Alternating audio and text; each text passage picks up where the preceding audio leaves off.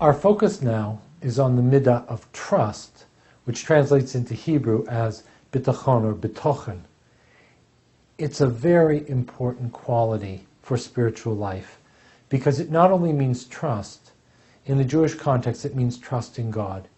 It means trusting that whatever comes is the way it's supposed to be.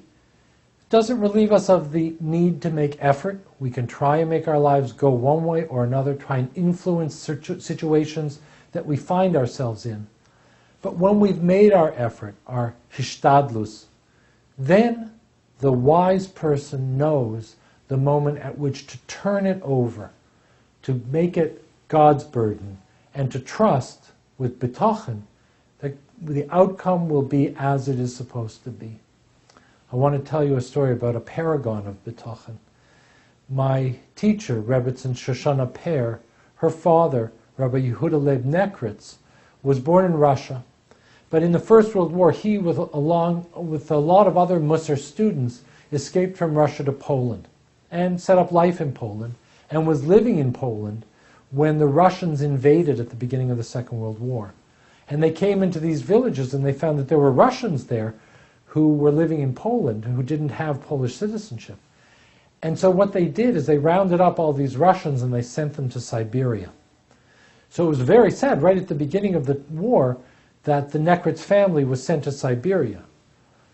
They left, went into exile, and when they were in Siberia, the peasants would say to Rabbi Nekritz, "Why have you been sent into exile?" And he would say, not what they expected. They expected political crimes, or I murdered someone, or I stole something. And he would say, "I've been exiled to teach you bitochen." Because his experience was, this too was being given him by God. The irony of the situation, of course, is that by being sent to Siberia, the Nekritz family survived the war.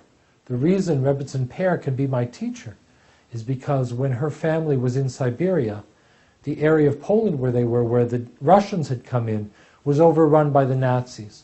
And all the people who were left behind, who thought it was a terrible fate of the Nekritzes to be sent to Siberia, all those people perished.